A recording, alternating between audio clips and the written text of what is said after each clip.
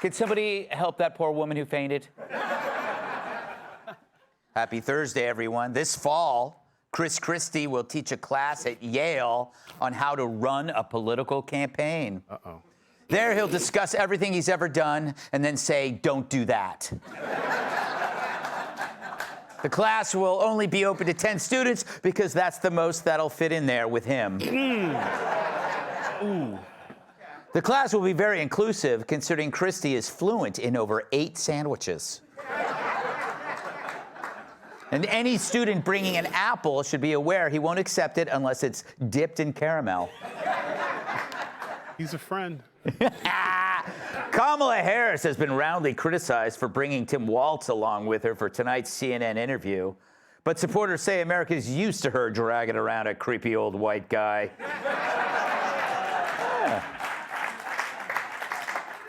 Harris has claimed she once worked at McDonald's, but people are finding it very hard to verify this. Although one former employee says she did put him in jail.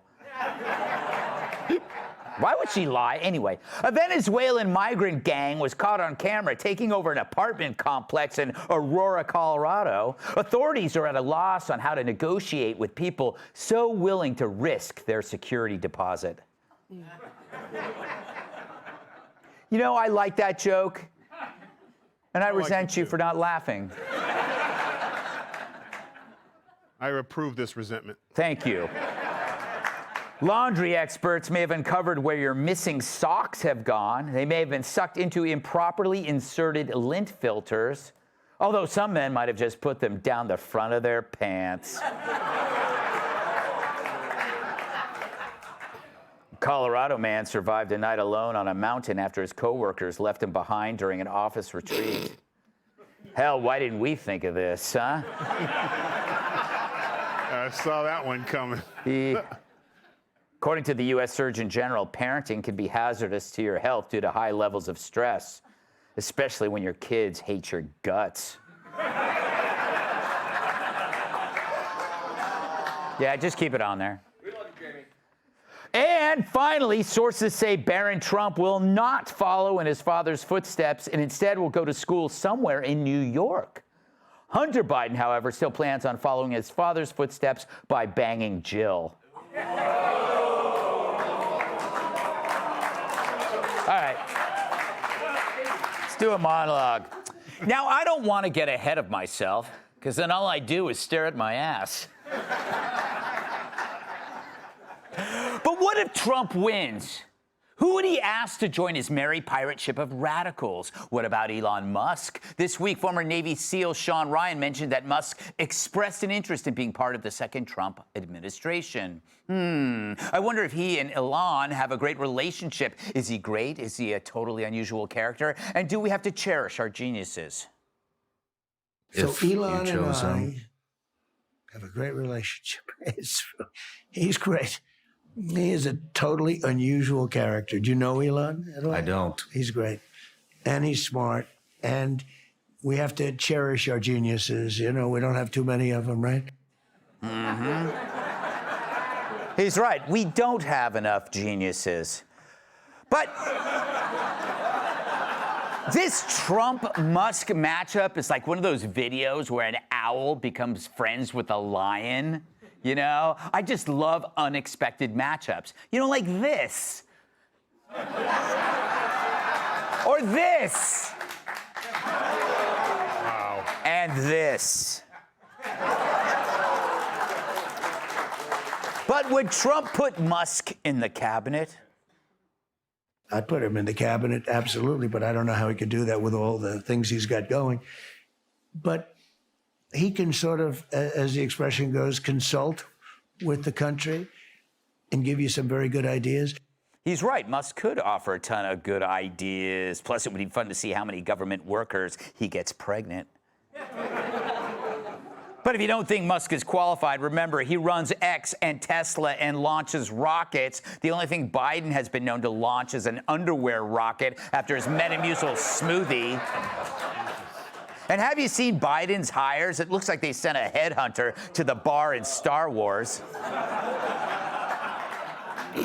So what's so radical about a president having smart people in his cabinet? Be a nice change from the Biden-Harris White House, which is less a cabinet and more a padded cell. Think about it. Mayor Pete, Blinken, Raimondo, Cardona, Garland, Mayorkas. It's like they found these people under the roommates wanted section of Craigslist. But Trump, you know, he should treat his cabinet like Ocean's 11. Put together the most elite team of brilliant minds across multiple fields. Get the best CEOs or other great thinkers instead of lifelong politicians. Make it the opposite of the Biden clown show, where they cast for diversity instead of brilliance and didn't care about the end result. And it seems like Trump's already thinking that way. Tulsi Gabbard and RFK Jr. have already joined his White House transition team. That's 2 former Dems working for Trump, which is akin to the Dems like Maxine Waters joining the Aryan Brotherhood. Welcome aboard. And apparently the pair have said they'd contribute to the Trump lineup in their fields of expertise. For RFK, it could be chronic diseases or legal reform or how to get sick abs. And for Tulsi, why not foreign policy? It'd be nice to have a Secretary of State who can bring us peace without leaving a trail of unfortunate suicides. But who else could Trump tap? Joe Rogan, Mike Rowe, Dana White, Bill Ackman, Kid Rock? How about Larry Kudlow as Treasury Secretary? He's smarter than Janet Yellen, and his haircut wasn't brought to you by Tupperware. Judge Jeanine could be Attorney General. Finally, we could deport Geraldo. Never over. Vivek, right? He could be Secretary of State. What better way to reflect America than outsourcing an important job to an Indian? Tyrus could head up Homeland Security. Hell, he's big enough to be the Department of Homeland Security. Part-time. Part-time. Part-time. Kat could be the Secretary of Interior because she never leaves her house. Kilmeade could head up the Department of Transportation. After all, his career is a train wreck. How about Pete Hegseth to head up Veterans Affairs? You know he'll uphold the Constitution when he's got it tattooed on his arm. Then there's me. What should I do? Perhaps a new position for Secretary of Muscles. Yeah. You won't get ripped off. You'll just get ripped. Look, we already got the makings of the most anti-establishment presidency in history. So let's start there and then create a merry, unpredictable, perhaps even eccentric band of rogues with specific talents. Make it the perfect pirate ship. And isn't this exactly how this country was founded? Not by arrogant, rent-seeking insiders and bureaucrats, but renegades and miscreants. Our founding fathers weren't the establishment. They were rebels, badasses, and even playboys. They make the crew on Ocean's 11 look like the brats from Car for Kids. So why not model a cabinet after them? You could do worse. Hell, we've seen worse up close. Bottom line, our founding fathers weren't people who got along with others. If that were true, we'd still be speaking English. Let's welcome tonight's guest.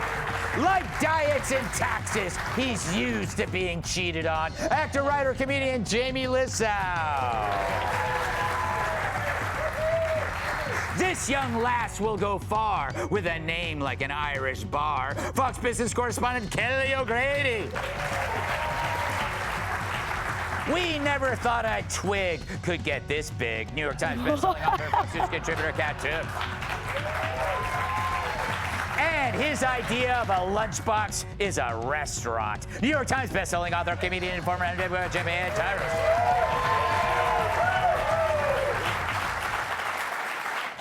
Jamie, you're familiar with a dream team. Your wife had one consisting of lawyers when she took everything that you owned. What do you see Trump doing?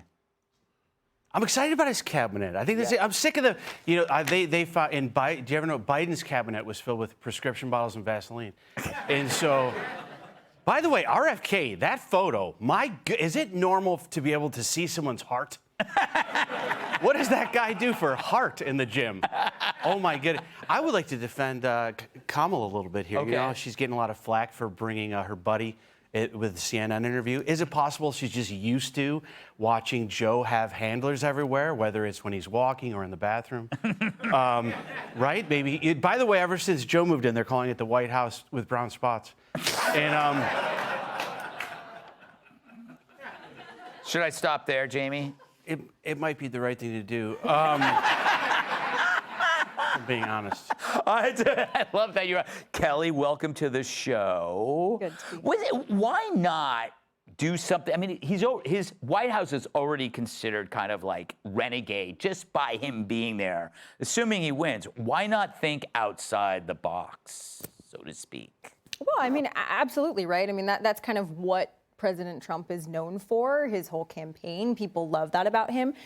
I don't love Elon Musk, though, as a pick. And especially if I'm a Tesla shareholder, every Tesla investor is going, dear God, no, not another thing for this man to add to his plate. If you own Tesla and you're watching at home, sell if he ends up, because that is going to go down the stock. I don't love him to be advising on artificial intelligence. That's been kind of thrown around. I hate when you have people who are in the cabinet or rather advising on this stuff and they have a financial interest in a certain space. But I do love imagining what it would be like in their meetings because both of them are known to be talkers. Yeah. They're known to be passionate. They're known to get sidetracked. You would really need someone to just pull them all together and be like, okay, so the question was this. Yes. Let's get back. Yeah, they talked for like almost 3 hours. Was it last on that week? Twitter Or, Spaces. yeah, Yeah, and it or was X like Spaces. they talked like for 1 hour on one topic, and it was them. You know, How does Elon build rockets? He does Tesla, and then he smokes weed and does podcasts for 3 hours. I don't get all it. of the time. I had one show yesterday. I took 2 naps. Kat, would you ever work in the White House? Like if they asked you to do something, would you do it, or are you so adamant against government you wouldn't work for them? The only thing I would do is if they would just let me shut things down. Yes. I don't want to add, but I think that actually what Trump would need would be somebody like Kelly here to say he needs somebody to say, I don't love that. Mm-hmm. You can't have all yes people around you. You have to have people who can be honest with you. You have to have people where you show them the outfit that you're planning to wear, and they say, "What else do you have?" Right. Because if you're surrounded by all people who are too afraid to disagree with you, that doesn't mean people who hate you. Obviously, it can be people who you trust. Mm-hmm. You have to make sure you don't have all yes people around you, because otherwise, it's not going to go well for you. I think that's very important for everyone, really. Yes, I'm a huge proponent of yes people. Mm-hmm. Right, Tyrus? No. Thank you. Not welcome.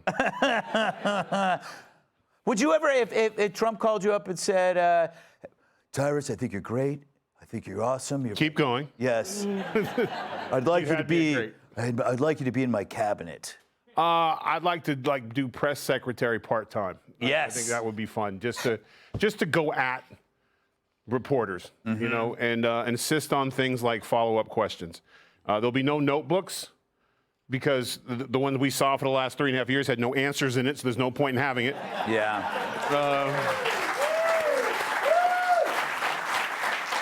And the one thing we would do is we would push hard to be, everybody had to be vetted.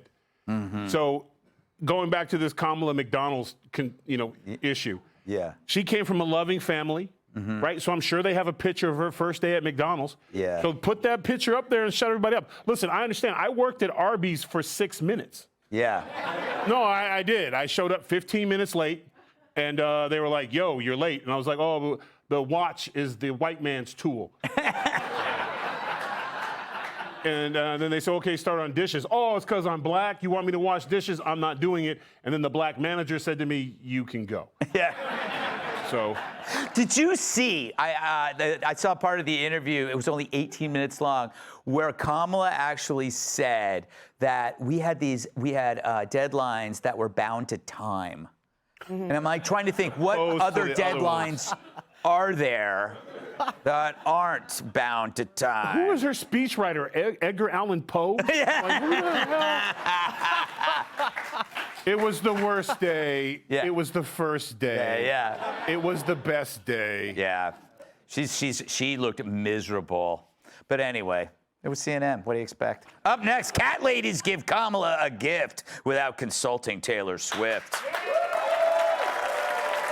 If you'll be in the New York area and would like tickets to see Gutfeld, go to foxnews.com/Gutfeld and click on the link to join our studio audience. Click here to subscribe to the Fox News YouTube page to catch our hottest interviews and most compelling analysis. You won't get it anywhere else.